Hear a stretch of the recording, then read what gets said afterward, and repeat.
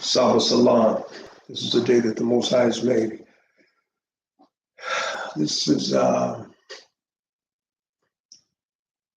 sign between us and the Most High. And it's really indicative of those who are serving the Most High out of obedience. Some of you are in the midst of the Feast of Dedication, keeping your holy days. And many of you are just pressing along, trying to make sure that you endure until the end.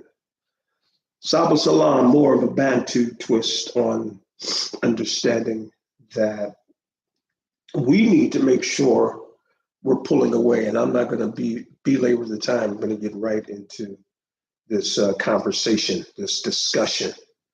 And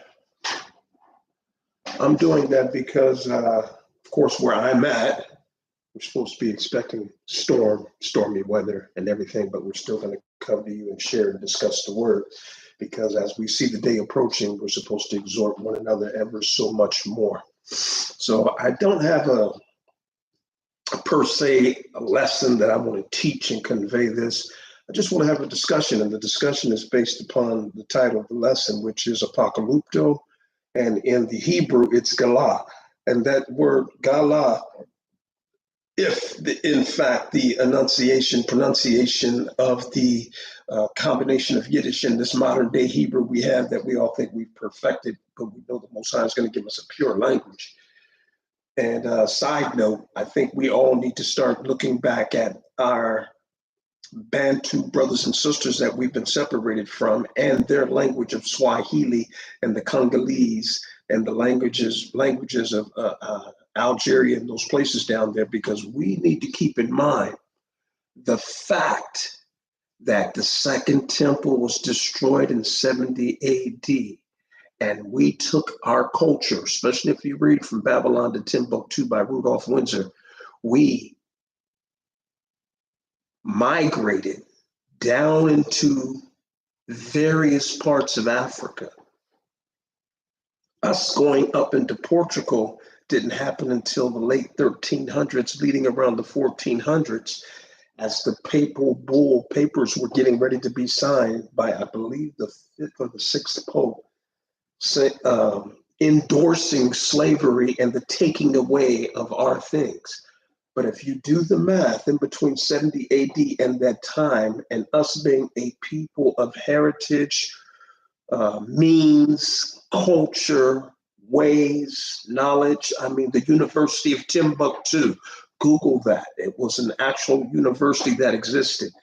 If you look back even in Egypt, you'll see that original Paleo-Hebrew writings were inculcated into the hieroglyphics, and that the Greeks would come into Egypt to learn the alphabet, speech, and different lessons from the Hyksos people, which were the shepherd kings, which were the Hebrews. So we were those that were gifted with the understanding of societal norms and cultural persuasions and differences. We brought that to the world all throughout the four corners of the earth. This whole, even with the uncovering lesson I'm talking about, it was told to you that we were savages, or that we were Hamites who did not have this culture. And so we were thought that we were saved by Esau through slavery and retaught a wicked language, which is a language of witchcraft. English is, because it has double entendres with almost all the words in the English language. My point being that from 70 AD until, of course, the 1600s.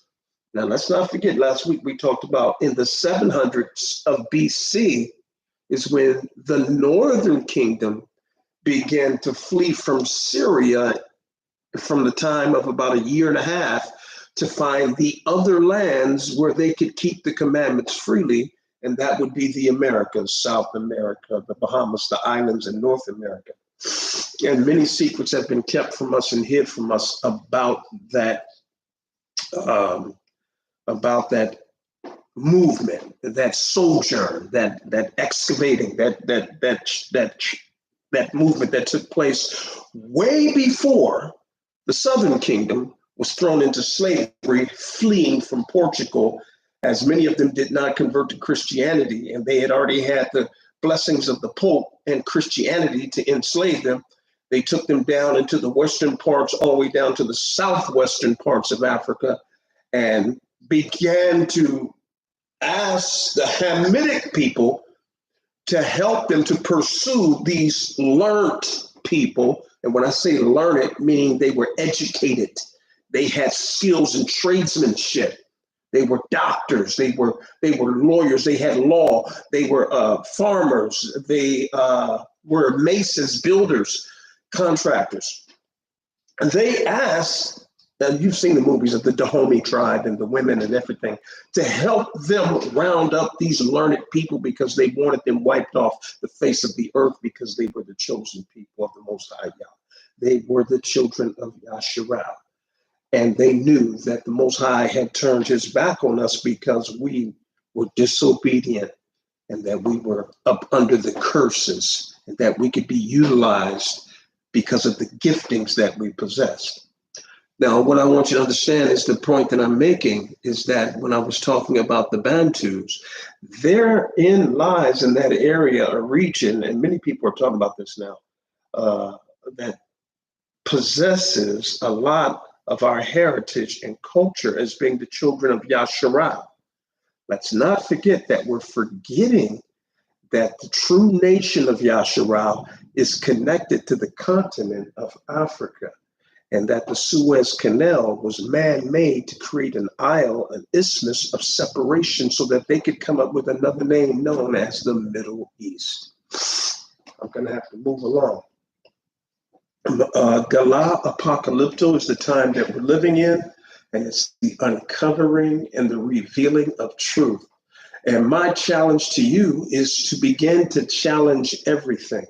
Stop making light of the possibilities. I'll say to other people, it's a reality to me, not a possibility. Flat earth. Start challenging what you've learned in religion.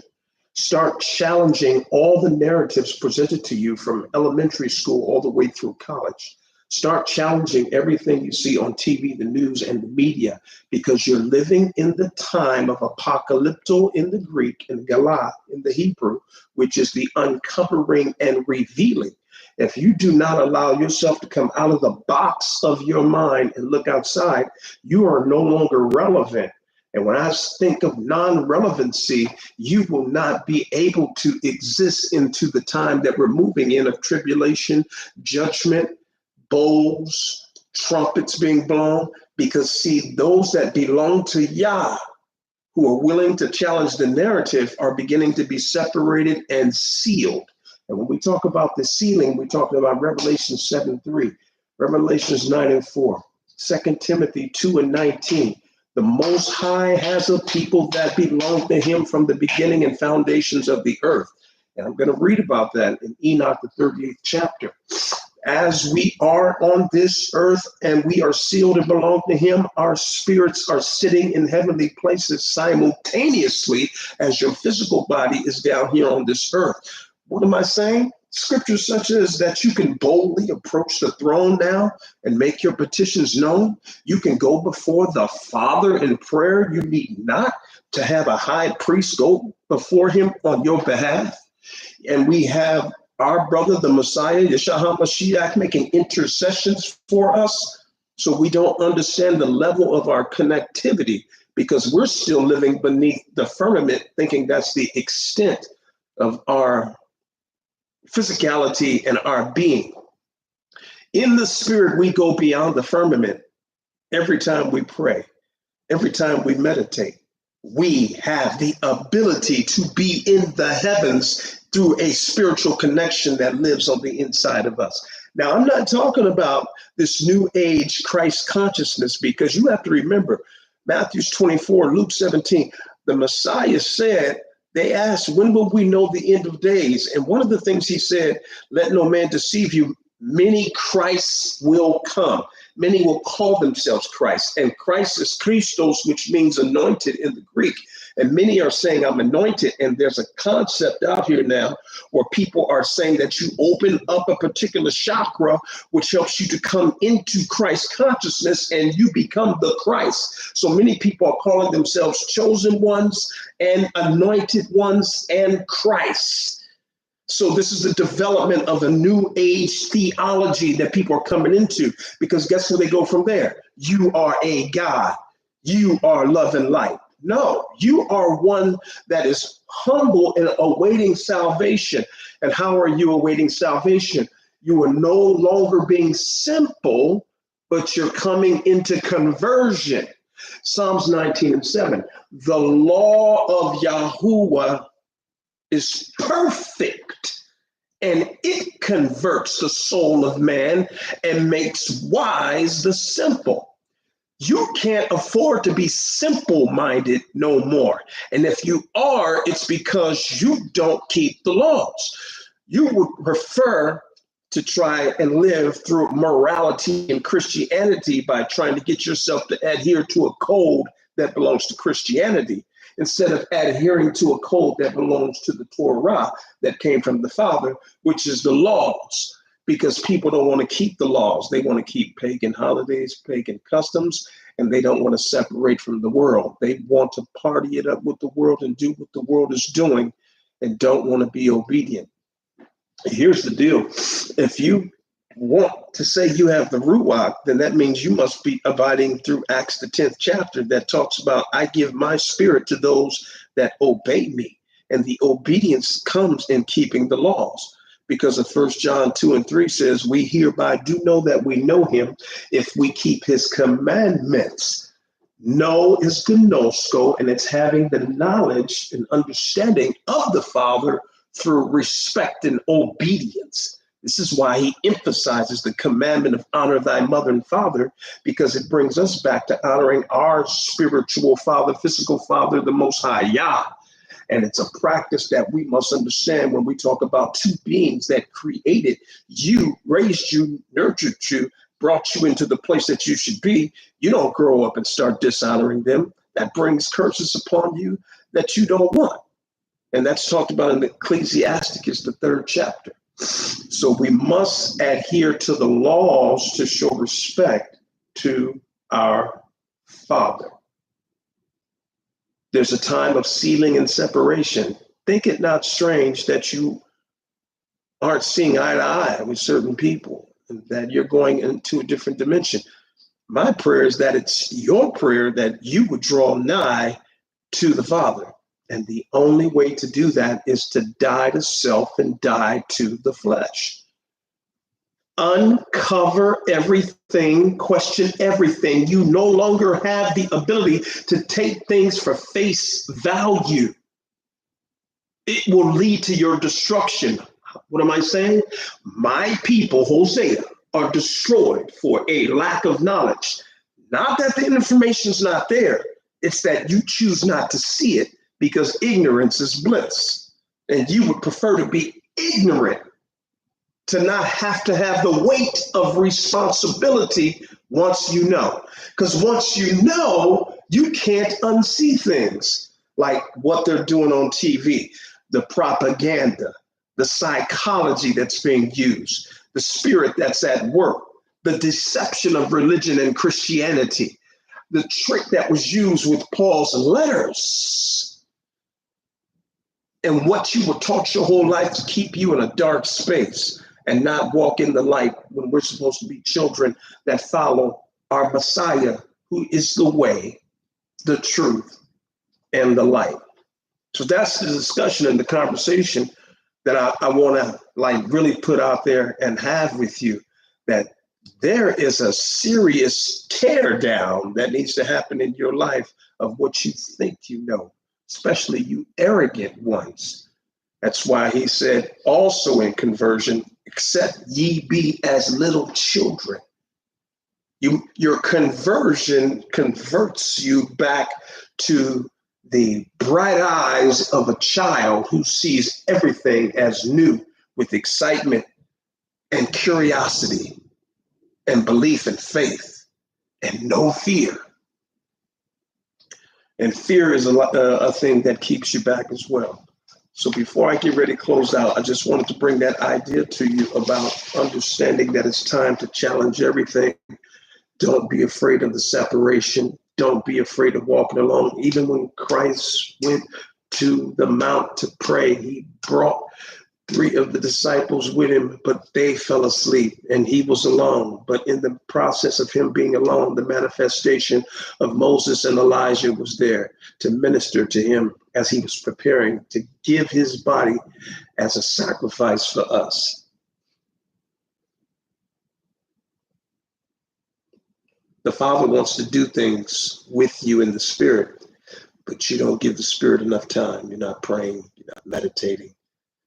You're being freaked out by the fulfillment of prophecy, what Esau is doing, and his technology.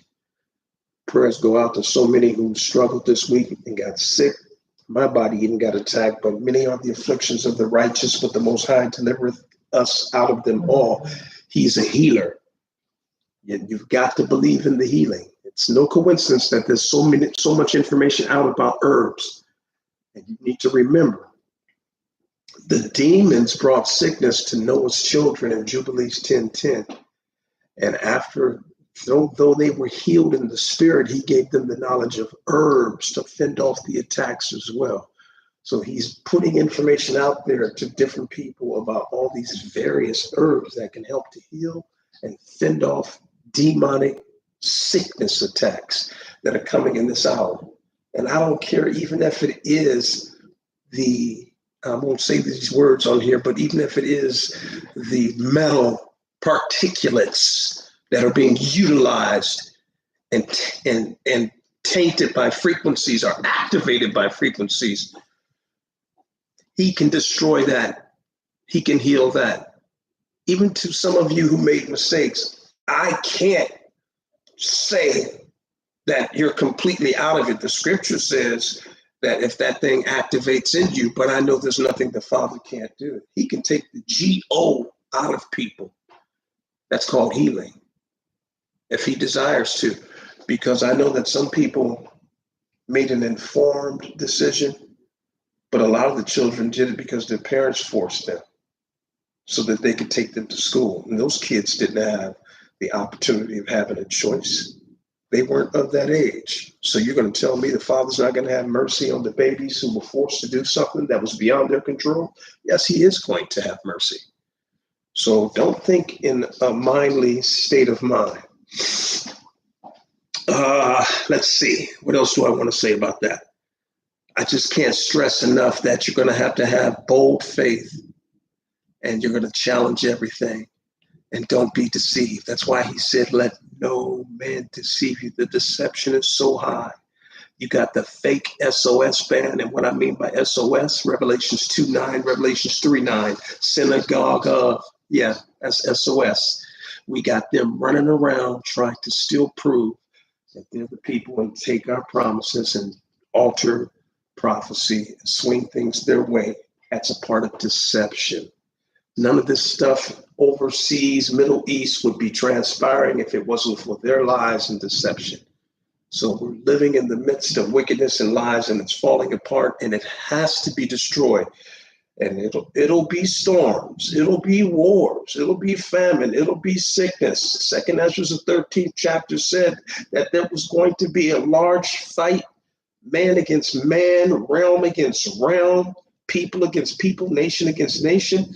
This is not going to be pretty. As I told you, the birthing of something new is not a pretty sight, but it leads to something beautiful when it's all said and done. So you need to understand that. Let me encourage you real quick. The book of Enoch, chapter 38. And when the righteous one shall appear before the eyes of the righteous, this is what we're awaiting, our salvation. These wicked people who don't want to repent for what they're doing. They're the ones who's worried about everything that's going on in the earth right now. We who are sealed understand. And don't forget, the Sabbat is a sign between us and him. It's a seal. Verse 2 says, whose elect works hang up upon the Elohim of spirits. and light shall appear to the righteous and the elect who dwell on the earth. As the sinners are getting ready to be destroyed, a light will come upon us. This takes you back to Isaiah 60. Arise and shine, for thy light has come.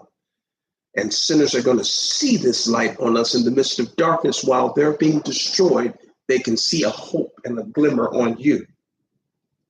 Enoch goes on to say, where then will be the dwelling of the sinners, and where the resting place of those who have denied the Elohim of spirits.